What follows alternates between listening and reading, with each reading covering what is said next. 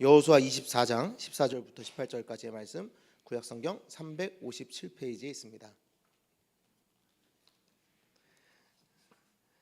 여호수아 24장 14절부터 18절까지의 말씀. 우리 다 함께 자리에서 일어나셔서 하나님께서 우리에게 주신 말씀에 감사하며 한 목소리로 하나님의 말씀을 받들어 읽겠습니다. 함께 읽습니다. 그러므로 이제는 여호와를 경외하며 온전함과 진실함으로 그를 섬기라. 너희의 조상들이 강 저쪽과 애굽에서 섬기던 신들을 치워버리고 여호와만 섬기라.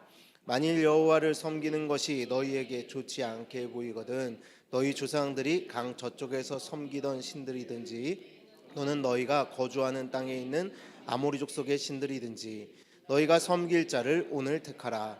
오직 나와 내 집은 여호와를 섬기겠노라 하니 백성이 대답하여 이르되 우리가 결단코 여호와를 버리고 다른 신들을 섬기기를 하지 아니하오리니 이는 우리 하나님 여호와께서 친히 우리와 우리 조상들을 인도하여 애굽 땅 종되었던 집에서 올라오게 하시고 우리 목전에서 그 큰 이적들을 행하시고 우리가 행한 모든 길과 우리가 지나온 모든 백성들 중에서 우리를 보호하셨음이며 여호와께서 또 모든 백성들과 이 땅에 거주하던 아모리 족속을 우리 앞에서 쫓아내셨습니다. 그러므로 우리도 여호와를 섬기리니 그는 우리 하나님이시니이다 하니라. 아멘. 이는 하나님의 말씀입니다. 감사합니다. 아멘. 자리에 앉으시겠습니다. 하나님 우리 아버지와 주 예수로부터 오는 은혜와 평강이 예배로 부름받아 나오신 모든 성도님들과 함께 하시기를 간절히 바랍니다. 오늘은 이제 여호수아의 마지막 장을 봅니다. 여호수아의 마지막 장 24장은 여호수아서가 마무리되어지는데 여기에 여호수아의 유언이 기록되어 있습니다. 여러분 혹시 자녀들에게 남겨줄 유언 생각해 보셨나요? 유언장 하면 뭐부터 기록하시나요? 혹시 유언장 쓰신 분 계신가요? 유언장 아직 안 계신가요? 캐나다는 그래도 유언장을 좀 미리들 작성하시는 것 같더라고요. 재산을 남기기 위해서 아마 유언장을 쓰시는 것 같은데 저는 참 그런 의미에서는 편한 것 같아요. 재산만 쓰라 그러면 한 글자도 안 써도 돼요.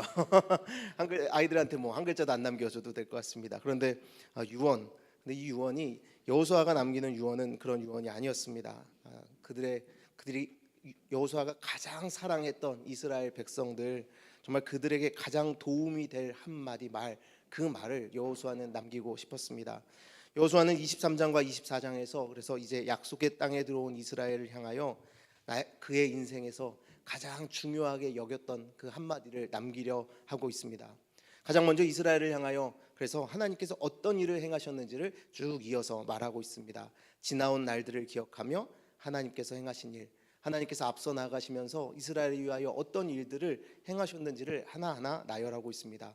그런데 그것을 그냥 여호수아가 하나님이 이런 일을 행하셨지 저런 일을 행하셨지 말하는 것이 아니라 하나님의 말씀을 인용하여 하나님께서 이렇게 말씀하셨다 하면서 이렇게 이야기합니다. 내가 아브라함을 이끌어내고 내가 이삭을 주었고 내가 애굽에서 인도하여 내었고 내가 너희를 인도하여 땅을 점령하게 했고 하면서 하나님의 그 목소리를 대신하여 내가 너희를 위하여 이런 일들을 하지 않았었느냐라며 하나님께서 행하신 일들을 이스라엘을 향하여 말해주고 있습니다.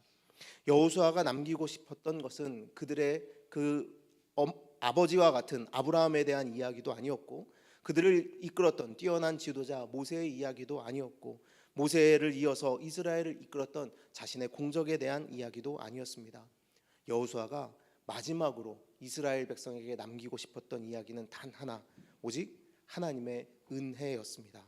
하나님의 일하심, 하나님께서 그들을 사랑하시어 오늘 이곳에 존재하게 하신 그 은혜만을 여호수아는 이야기하고 싶어 했습니다. 다음 세대에 남겨주고 싶은 마지막 그의 기억, 그의 가장 중요한 것, 그것은 하나님의 은혜였습니다. 여러분 우리도 자녀들에게 유언을 남길 때에 마지막에 꼭 그 하나님의 은혜를 남겨주는 하나님의 백성들이 되기를 바랍니다. 그보다 중요한 것이 없음을 먼저 우리가 깨닫고 자녀들에게 하나님의 은혜 없이는 살 수 없다고 말해줄 수 있는 우리가 되기를 바랍니다. 자, 다음 세대에 남겨주고 싶었던 그 말, 하나님의 은혜. 그러면서 여호수아는 말을 이어갑니다. 무엇을 이어가냐? 바로 오늘 우리가 읽은 말씀입니다. 14절과 15절 말씀에 그 은혜를 안다면 그렇다면 너희가 어떻게 하겠느냐라는 것이죠. 바로 여호와 하나님만을 섬기라라고 말하고 있습니다. 14절 15절입니다. 그러므로 이제는 여호와를 경외하며 온전함과 진실함으로 그를 섬기라. 너희의 조상들이 강 저쪽과 애굽에서 섬기던 신들을 치워버리고 여호와만 섬기라. 만일 여호와를 섬기는 것이 너희에게 좋지 않게 보이거든 너희 조상들이 강 저쪽에서 섬기던 신들이든지 또는 너희가 거주하는 땅에 있는 아모리 족속의 신들이든지 너희가 섬길 자를 오늘 택하라. 오직 나와 내 집은 여호와를 섬기겠노라 하니. 그러므로라고 이야기합니다. 하나님의 은혜 너희가 보았지, 경험했지, 느꼈지, 그 하나님의 은혜. 그렇다면 그러므로 이제 너희는 하나님만 섬겨야 한다라고 말하고 있습니다. 그런데 이어서 또 이야기합니다. 만약 너희가 그 은혜가 충분하지 않았다면, 너희가 그 은혜가 보기에 좋지 않았다면 너희가 좋아하는 신을 그렇다면 택해봐라 라고 이야기합니다.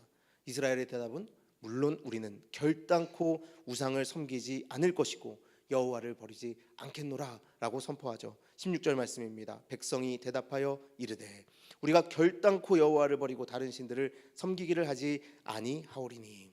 지금까지 하나님께서 행하셨던 일을 너희가 기억한다면 당연히 하나님을 섬기는 것이 마땅하지 않겠느냐라고 말하는 여호수아에게 이스라엘 백성이 그럼요 우리도 그 정도는 압니다. 우리도 그 정도 은혜는 아는 사람들입니다 라고 말하면서 그래서 우리는 그러므로 우리는 반드시 여호와 하나님만을 섬기겠노라고 이스라엘이 화답하고 있습니다. 그런데 여러분, 이스라엘이 그 이후에 어떻게 됩니까? 사사기에 들어서자마자 그냥 한 장을 넘기는 순간 그들의 모습이 변화되어서 하나님을 내팽개쳐 버리고 우상을 섬기기 시작합니다. 이스라엘의 역사는, 이 고백은, 이 은혜에 대한 그들의 감사는 채 한 장을 가지 못하고 다 깨어져 버리고 맙니다. 이스라엘은 하나님을 버린 적이 없다라고 물론 말할 것입니다. 아니, 우리는 하나님을 버린 적이 없어. 단지 하나님의 다른 우상을 더했을 뿐이지라고 물론 그들은 말할 것입니다. 그런데 하나님도 섬기고 우상도 섬기는 이스라엘의 역사, 그 역사를 하나님께서는 그냥 보고 계시지만은 않으셨습니다. 그 이유, 그래서 이스라엘의 역사는 이웃 나라들에게 연이어서 고난을 당하는 역사였습니다. 그리고 시간이 지나 북왕국은 아수르에게, 남유다는 바벨론에게 멸망당해 버리고 맙니다. 자, 그렇다면 어디서 그들이 이 마음이 변화되기 시작한 걸까요? 왜 이스라엘이 분명히 여기에서는 우리는 여호와 하나님만을 섬기겠습니다, 물론 은혜 알죠, 하나님께서 우리에게 행해 주신 그 은혜 압니다 라고 말하면서 반드시 여호와만 섬기겠습니다 라고 말했지만 왜 갑자기 그들의 마음이 이렇게 변화된 것일까요? 그 이유를 15절 말씀에서 찾을 수 있습니다. 15절에 보면 이렇게 되어 있죠. 만일 여호와를 섬기는 것이 너희에게 좋지 않게 보이거든 이라고 여호수아가 이야기합니다. 자, 그렇다면 이스라엘이 다른 신을 선택했다는 것은, 다른 우상도 선택했다는 것은 무엇을 말합니까? 이스라엘이 보기에 여호와 하나님이 좋지 않게 보였다라는 겁니다.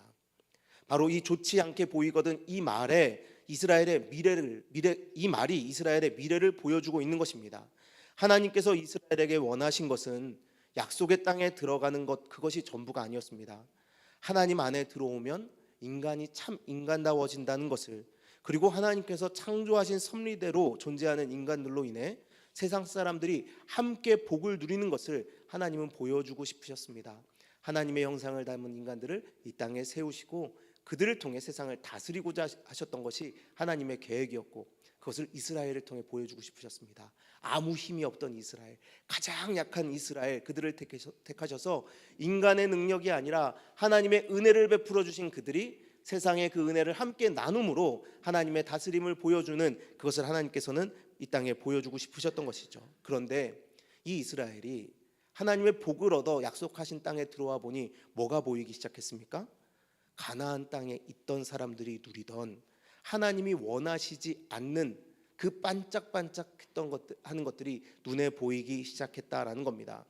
가나안 땅에 있던 잘못된 기준들이 그들 눈에 보였고 그것이 더 좋아 보였으며 그것을 선택하게 된 것입니다. 하나님이 제시하시는 것, 너희가 나의 말씀을 따라서 너희의 받은 은혜를 나누어 세상을 복되게 하라는 것이 좋지 않게 보이기 시작했다는 것입니다. 하나님, 그거 별론데요. 하나님 말씀을 따라 세상을 복되게 하는 삶을 살려고 보니까 내 것 나누어야 되잖아요. 그거 별론데요. 그런데 가나안 땅 사람들은 자기가 더 가지려고 노력만 하면 우상 앞에 나가서 더 절하고 우상을 만족시키기만 하면 자기가 더 가질 수 있는 세상을 살아가고 있는 것을 보면서 그럼 우리도 가나안에 있는 우상들을 섬기자라고 선택하게 된 것이죠. 이스라엘은 가나안에 들어와서 잘못된 질문과 잘못된 답을 선택했습니다. 하나님께 처음에는 질문했겠죠. 하나님, 저 가나안 사람들이 누렸던 거 저도 가지고 싶습니다. 어떻게 해야 됩니까? 그랬더니 하나님이 그거 너희에게 필요 없는 거야. 너희 그거 가지면 안 돼. 너희 그것 때문에 이곳에 온 거 아니니까 그거 포기해 라고 말씀하시는 그 답이 싫어진 겁니다. 그런데 누가 답을 줘요? 우상이 답을 주는 것입니다. 그래서 우상 앞으로 나갔습니다. 하나님 거기 계세요? 내 삶의 영역에 그 부분만 하나님 하세요? 다른 부분은 우상으로부터 제가 만족을 얻도록 하겠습니다 라고 잘못된 답을 선택하며 살아가기 시작한 것입니다. 왜 우리가 이곳에 왔는가? 어떻게 하나님의 뜻에 따라 오늘을 살아가야 할 것인가? 질문하고 하나님의 말씀만을 답을 삼았어야 했는데 가나안 사람들이 가졌던 것을 보고 어떻게 저것을 가질 수 있을 것인가 질문했고 우상을 섬기면 된다고 답을 얻고 만 것입니다. 여러분, 그런데 하나님을 떠나서 범죄한 인생을 하나님께서 창조하신 목적대로 되돌리고자 하나님은 놀라운 은혜를 베푸셨는데 이들은 그 은혜를 이렇게 망각해버리고 만 것입니다. 이스라엘에게는 이제 더 이상 하나님이 우리를 창조하신 목적도 중요하지 않았고 하나님이 우리를 택하여 이곳으로 불러내어 이곳에 머물게 하신 그 이유도 중요하지 않았습니다. 세상을 오직 소유, 이익으로만 보게 되었고 그것을 만족시켜줄 우상들이 자신들의 하나님이 되어버렸습니다. 치열하게 버텨서 하나님의 백성으로 사는 것을 선택했어야 할 이들이 다들 오직 이익만을 말하다 보니 그냥 이 땅에 살던 사람들처럼 가장 효율적인 방법을 택하고 말아버린 것입니다. 잘못된 질문과 잘못된 답. 하나님 보시기에 좋은 것을 구해야 하는 이들이 그냥 자신들이 보기에 좋은 것을 택했고 하나님은 더 이상 자신들이 보기에 좋은 것이 아니니 하나님을 내팽개쳐 버린 것입니다. 행하신 일을 기억했다면 그들이 어찌 그러했겠습니까? 여호수아는 분명히 그들에게 하나님의 행하신 일을 그래서 낱낱이 설명해 줬는데 그들은 하나님의 행하신 일을 다 잊어버리고 하나님을 더 이상 섬기지 않게 되었습니다. 하나님을 섬기는 삶을 포기한 것입니다. 여러분, 그런데 그러면 하나님을 섬기는 삶은 무엇을 말할까요? 왜냐하면 이스라엘은 이들이 우상을 섬겼다고 해서 하나님을 제사하는 삶을 멈추진 않았기 때문입니다. 하나님을 분명히 이들은 섬기는 것처럼은 보였습니다. 하나님 앞에 나아가서 계속해서 하나님을 제사했습니다. 그런데 하나님은 분명히 그것을 하나님을 섬긴다라고 말씀하지 않으셨죠. 그들이 하나님을 버렸다라고 이야기했습니다. 그럼 섬긴다라는 것은 무엇을 이야기할까요? 이 섬긴다라는 말은 예배한다라는 의미를 가지고 있습니다. 예배한다. 여러분, 하나님이 원하시는 예배가 그럼 어떤 예배죠? 하나님이 원하시는 예배는 로마서 12장 1절 말씀에 이렇게 나옵니다. 우리 로마서 12장 1절 한 목소리로 한번 읽어보도록 하겠습니다. 함께 읽습니다. 그러므로 형제들아, 내가 하나님의 모든 자비하심으로 너희를 권하노니 너희 몸을 하나님이 기뻐하시는 거룩한 산 제물로 드리라. 이는 너희가 드릴 영적 예배니라. 아멘. 하나님이 기뻐하시는 뭘로요? 제물로 드리라 말씀하십니다. 여러분, 제물은 어떻게 됩니까? 죽습니다. 그 앞에서 완전히 죽는 것입니다. 그런데 이스라엘은 하나님 앞에 나가서 죽지 않았습니다. 자신의 삶을 하나님 앞에 제물로 드렸어야 되는데 그냥 소 한 마리 갖다 드리고 양 한 마리 갖다 드리는 것으로 만족했고 정작 자신들은 어디다 갖다 바쳤습니까? 하나님 앞에 드렸어야 할 자신의 존재를 우상 앞에다가 갖다 바친 것입니다. 왜냐하면 하나님보다 더 좋아하는 것이 있었기 때문입니다. 하나님보다 더 좋아하는 것이 있었기 때문에 그 우상 앞에 가서 그것을 준다는 우상 앞에 가서 자신을 제물로 드려버린 것입니다. 그래서 여러분, 이스라엘 백성들이 누구를 닮아갑니까? 점점 우상을 닮아가게 됩니다. 여러분, 우리는 예배하는 것을 닮아갑니다. 우리는 사랑하는 것을 닮아갑니다. 사랑하는 것을 예배하게 돼 있고 그래서 예배하는 존재를 닮는다는 것이죠. 하나님의 형상을 닮아 이 세상을 사랑으로 다스렸어야 할 존재들이 우상처럼 그래서 아무것도 보지 못하는 존재들이 되어버렸습니다. 눈이 있어도 보지 못하고 다리가 있어도 움직이지 못하고 손이 있어도 내밀지 못하는 그런 조각상과 같은 인생들이 되어버리고 만 것입니다. 그럼 오늘의 우리는요? 오늘의 우리는 어떻습니까? 우리도 마찬가지입니다. 우리도 분명히 항상 무엇인가를 예배하며 살아가고 있습니다. 그리고 그 예배하는 대상을 닮아가고 있습니다. 하나님께 우리를 드리고 하나님을 닮아서 약속하신 땅을 다스리며 살아가는 것이 하나님께서 이스라엘에게 바라셨던 것처럼 우리에게도 바라시는 것입니다. 우리도 하나님의 형상으로 지음 받았기에 이 땅에서 하나님의 형상을 닮아가면서 이 세상을 다스리는 것이 하나님 가장 원하시는 것이라는 거죠. 그런데 우리는 예배하는 것 앞에 나의 삶을 다 드리고 있고 하나님의 말씀을 따라 그렇게 다스리는 인생을 살아가고 있지 못하는 것입니다. 분명히 예수님도 우리에게 이것을 말씀하셨습니다. 요한복음 17장 23절에 보면 이렇게 나옵니다. 곧 내가 그들 안에 있고 아버지께서 내 안에 계시어 그들로 온전함을 이루어 하나가 되게 하려 함은 아버지께서 나를 보내신 것과 또 나를 사랑하심 같이 그들도 사랑하신 것을 세상으로 알게 하려 함이로소이다. 세번역 성경을 보면 이 말씀이 이렇게 되어 있습니다. 내가 그들 안에 있고 아버지께서 내 안에 계신 것은 그들이 완전히 하나가 되게 하려는 것입니다. 그것은 또 아버지께서 나를 보내셨다는 것과 아버지께서 나를 사랑하신 것과 같이 그들도 사랑하셨다는 것을 세상이 알게 하려는 것입니다. 여러분, 예수님이 우리 안으로 들어오시면서 우리가 하나님의 자녀가 되지 않았습니까? 하나님의 자녀가 된 우리가 그래서 하나님과 예수님이 하나가 되신 것처럼 하나이신 것처럼 서로 하나가 되게 하셨다라는 겁니다. 바로 하나님의 형상을 닮아 서로 사랑할 수 있는 존재가 되었다는 것이죠. 서로 섬길 수 있는 존재가 되었다라는 것입니다. 그래서 그 모습을 통해서 세상 사람들이 저 사람들을 하나님이 사랑해 주시는 것을 보니까 그리고 그들이 그 사랑 안에서 서로 사랑하는 모습을 보니까 하나님이 우리도 사랑하시는구나라는 것을 깨달을 수 있도록 하시겠다라고 예수님께서 말씀하신 것이죠. 여러분, 이 말씀이 이해되십니까? 하나님이 우리를 불러내셨고 예수 그리스도의 보혈로 말미암아 하나님의 백성을 삼아 주셨고 하나님의 백성된 우리가 서로 사랑함을 통하여 예수 그리스도를 닮아 서로 사랑함을 통하여 세상 사람들이 하나님은 살아계시고 하나님이 우리도 사랑하시는구나를 알게 하시기 원하신다라는 것. 여러분, 예수님도 분명히 이것을 우리에게 말씀하셨습니다. 여러분, 그래서 하나님의 자녀가 된 우리는 단순히 종교적 활동에 열심을 내고 종교적 윤리와 도덕에 따라 살아가는 것이 전부인 인생이 아닙니다.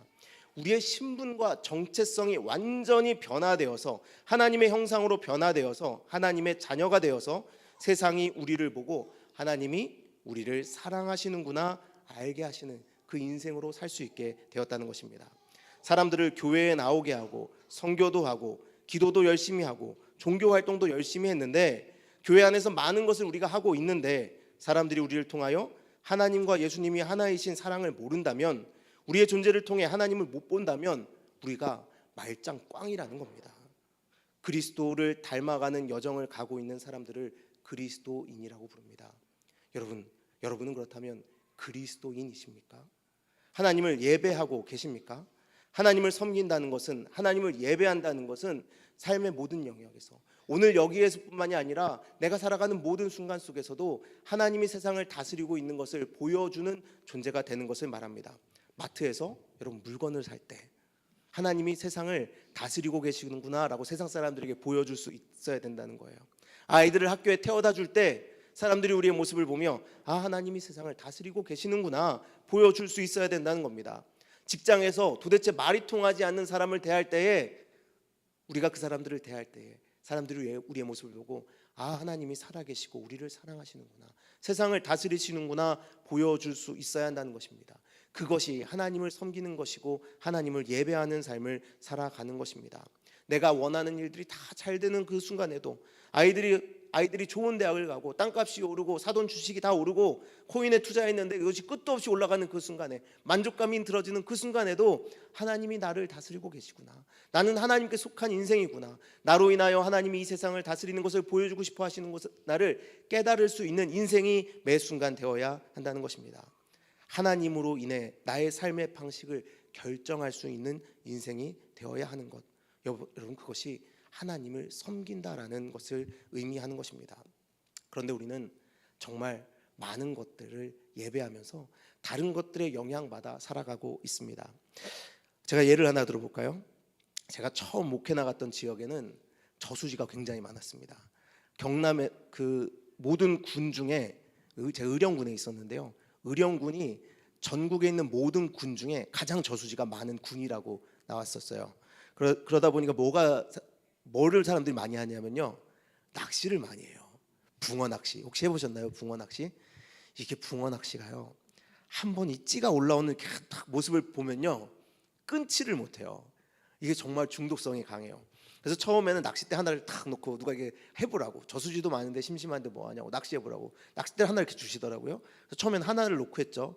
근데 어느 날 봤더니 낚싯대가 2개인 거예요. 저도 왜 2개인지 모르겠어요. 기억이 안 나요. 어느 날 봤더니 3개예요. 근데 그쯤 됐는데 지방 목회자들, 목사님들 이렇게 모임에 나갔는데 한 분이 저한테 조광주 전도사 요즘 뭐 하면서 지내? 그 산속에서 심심한데 뭐 책 많이 보겠어 그러는데 제가 그냥 요즘 취미로 낚시를 하고 있습니다 이렇게 말씀을 드렸어요. 근데 그 목사님이 정색을 하시면서 말씀하시는 거예요. 목사 될 사람이 낚시하는 거 아니야. 낚시하지 마 그러시는 거예요. 근데 왜 그렇게 말씀하시나 하면서 그분이 본인의 이야기를 해주시는 거예요. 그 목사님이 처음 목회 나간 곳에는 교회 바로 앞에 저수지가 있었대요. 같은 뭐 동네니까요. 저수지 많잖아요. 근데 교회 딱 바로 앞에 있었대요. 근데 이분도 처음 나가서 너무 할 게 없으니까 교인도 몇 명 없고 그냥 예배드리고 낚시하고 예배드리고 낚시하고 이게 전부였대요. 그래서 매일매일 낚시를 하는데 시도 때도 없이 낚시하셨대요. 설교 준비도 낚시하러 가서 하시고 하면서 낚시를 그렇게 좋아하셨는데 하루는 교회 종이 댕댕 울리더래요. 그래서 어느 교회가 오늘 예배를 드리나 이렇게 두리번거리고 있는데 갑자기 교인분이 막 헐레벌떡 뛰어오면서 전도사님 전도사님 부르더래요. 그래서 왜요? 무슨 일 있어요? 했더니 예배 시간인데 여기서 뭐 하시는 거예요? 그러더라는 거예요. 예배 시간이 돼서 교회에 종은 쳤는데 전도사님이 안 보여서 온 교인이 지금 전도사님만 찾아다니고 있어요. 그렇게 이야기하더라는 거예요. 이분이 낚시를 왔다가 예배 시간인지도 모르고 낚시만 하고 계셨던 거예요. 그러면서 그날 그분이 낚싯대를 꺾어 버리셨다고 합니다. 그러면서 저한테 이야기하더라고요. 조광준 전도사 낚시하지 마. 낚시하면 빠져나오질 못해. 근데 여러분 보세요. 이게 뭐 한 거예요? 이분은요 낚시를 예배하고 있었던 거예요. 붕어를 예배하고 있었던 거예요. 여러분 제가 이 당시 한참 낚시할 때요, 사실 이 차를 몰고 이렇게 싹 운전해서 낚시터를 가던 중, 이게 저수지를 찾아 가던 중에요. 여러분 그 기분을 여러분 낚시 안 하시는 분들은 모르실 거예요. 이미요 물고기가 제 속에 들어와 있어요. 이미 영접했어요. 이미 내 안에 들어와서 물고기가 살아 계세요. 그 손을 이렇게 파르르 떨게 만드는 그 느낌, 찌가 올라오는 그 느낌. 저는 가는 내내 그 낚시를 찬양하면서 갑니다. 여러분 근데 저만 그럴까요? 여러분 이 우스갯소리 같은 이 이야기가, 이 우습지만 이 이야기가 여러분 우리에게 다 있다라는 거예요. 삶을 결정짓게 하는, 예배하는 대상들이 있다라는 거예요. 여러분 낚시를 정말 여러분 한번 시작해 보시면요, 이게 낚시를 예배하게 되는 것을 느끼게 될 거예요.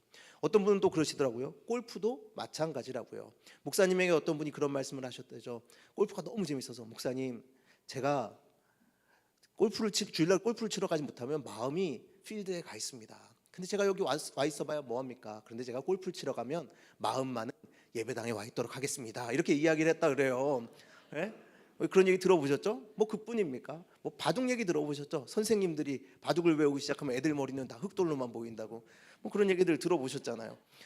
뭐예요? 무엇인가 우리가 빠져들고 무엇인가를 예배하기 시작하면 우리는 그것에 따라 우리의 삶을 결정하게 되어 있다라는 것입니다. 예배는 빠져도 가야 하는, 우리의 가슴을 두근거리게 만드는 일들, 사람 하나 사랑하지 않고 포기하더라도 해야 하는 일들, 하나님의 말씀에 합당하지 않아도 소유하고 싶은 것들, 분명히 우리 그렇게 예배하는 것들이 있다라는 겁니다. 그러나 그럴 때 무엇을 기억해야 합니까?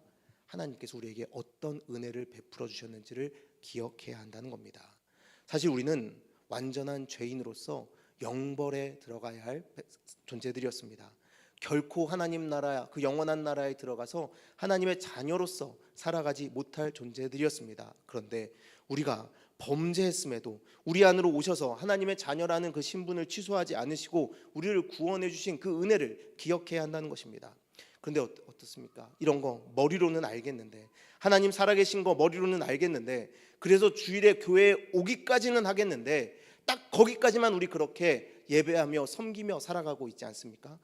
그래도 주일날 예배 온 것 그게 어딥니까? 라고 만족하며 살아가고 있지 않습니까? 여러분 이스라엘이 그러다가 넘어진 겁니다. 이스라엘은 하나님을 형식상 예배하는 것을 한 번도 멈춘 적이 없습니다. 그들의 제사는 끊이지 않았습니다. 결코 하나님을 우리는 버렸다라고 단 한 번도 말하지 않았습니다. 그들은 단지 하나님도 예배하지만 다른 우상도 예배한다 말했을 뿐입니다. 하나님의 형상으로 세상에 나아가 존재하지 못했습니다.